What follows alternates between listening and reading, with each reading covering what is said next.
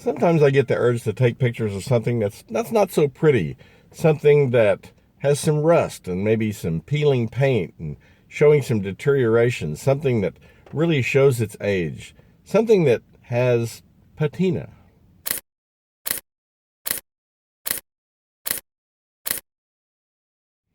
Hey, welcome to my channel.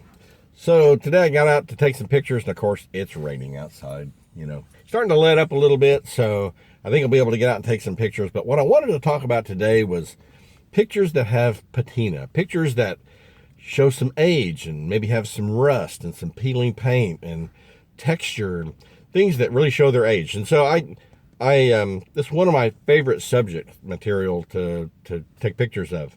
Sometimes I get tired of taking pictures of normal stuff and buildings and pretty pictures or pretty flowers and, normal kind of stuff. And so I want something that's different, something that has a great selection of subject material. And it doesn't really matter if you live in a young city, like Oklahoma City's pretty young, or if you live in an ancient city, anywhere in between. If you live in the country, you can always find buildings that have deteriorated a bit, and hardware on the buildings and other things that have deteriorated, cars, of course, vehicles.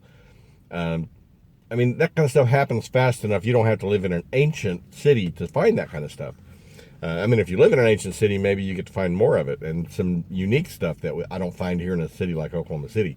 But still, no matter where you're at, there's subject material. And so to me, it's often a great way to find something to shoot when I feel like, man, I've shot everything there is around here. I'm bored. I don't know what to take pictures of. What am I going to do?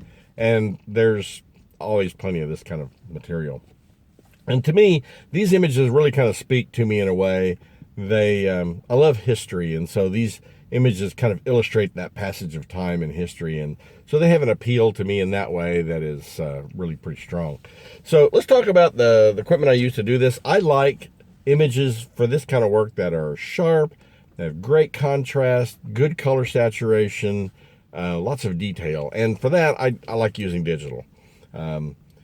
When I got into digital photography and started shooting macro with digital cameras, I was blown away. I couldn't believe the great images you could get with a digital camera and macro lenses, on digital compared to what I could do with film and the older lenses. And I still use vintage lenses and I love them. They're great, but macro, I think anyone that shoots macro has shot macro with film and now does it with digital will tell you that digital photography really ramped up the game for macro photography and a lot of other types of photography. But so I like to use a digital camera for this. This is my Olympus EM5 Mark II.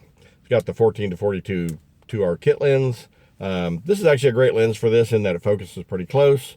And if I need to get relatively close to something and take a picture of it, it's not like a macro lens, but if all I had was a camera with a kit lens, good to go. You could do this. You don't have to have anything special. Other camera I'll be using today probably is my EP5. This is, anyone that's watched my channel much know I love the Olympus EP5. I think it's just a great old camera. I know it doesn't have a viewfinder. Yes, I could plug one in, but there's something about this camera, the heft, the way it handles.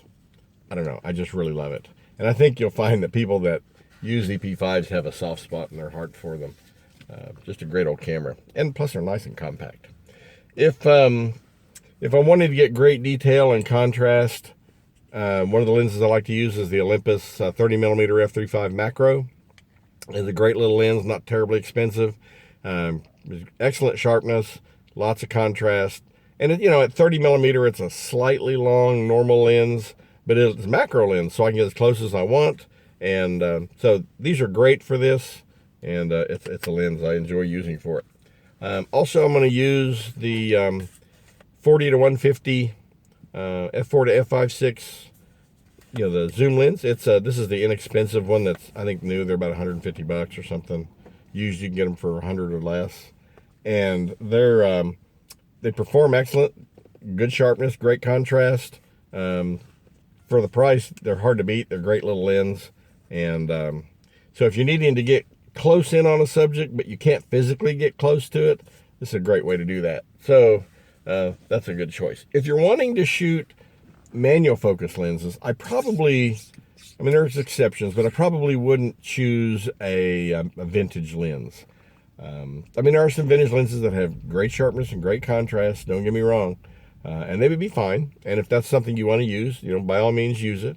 And maybe you want to have a bit more of that vintage look in your images. And so, certainly that's a choice. But I like to use some of the more modern manual focus lenses. Like this is the 35mm f1.4 TT Artisan. I reviewed this a little bit ago. It's a great little lens, got good sharpness, it's got great contrast and color, and if I want to go manual focus, I can certainly do that. Anyway, this is a subject material that has just a lot of choices.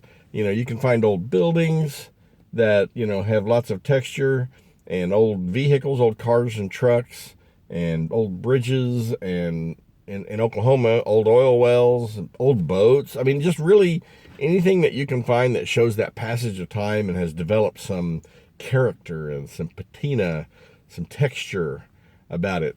You can make some really great images. And, sometimes you might be photographing a whole building or a whole vehicle.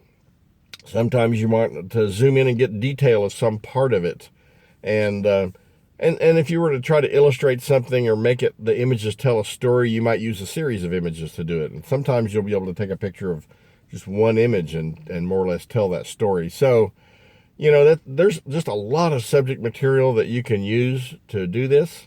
And I think it's a lot of fun. You can create some really unique images. I really love them. There is, in fact, on Instagram, there's a creator on Instagram that's, I think they're known as Patina Perfection. And that's all they put on Instagram, of these pictures of these really beautifully done buildings and, all kinds of things that show this age, not just buildings, but, this patina. And I follow them on Instagram, and I love looking at their pictures. And I mean, just from the looks of it, to me, it looks like maybe they live in an older city. I'm not sure where they're at, but it's really inspirational to look at some of their stuff. So if you're looking for something to give you some ideas, that might be a channel to look at, or on Instagram. But what I want to do today is I'm going to get out and take some pictures. I'm going to show you those. I'm also going to share some pictures that I've taken in the past, because I've done this a bit. So I've got a good selection of pictures. Depending on what the rain does, there may be more or less of new images, but they're all great images, I think, to look at. I think you'll enjoy seeing some of them.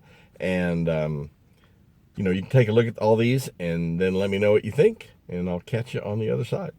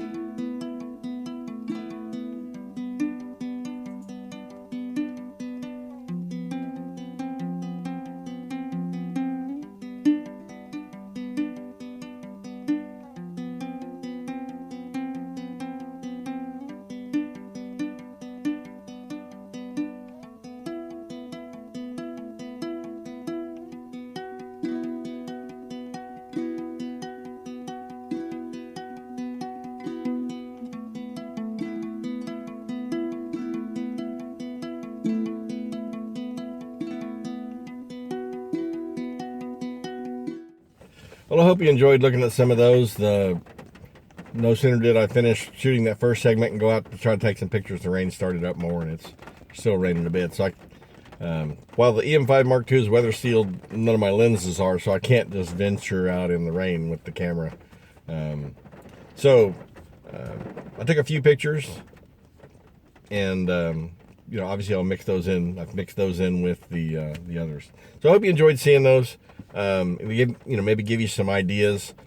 It's a subject material that you can, anywhere you go, you can find something to shoot, and I think you can really create some unique images. There's, it's not a subject that everybody shoots, so it's not like you're going to be duplicating a lot of what's out there.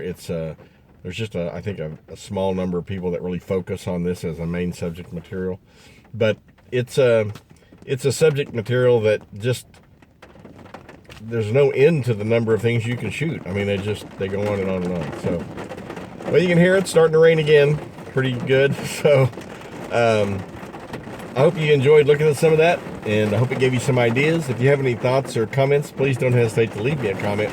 I always appreciate you watching my videos. As always, thanks for watching.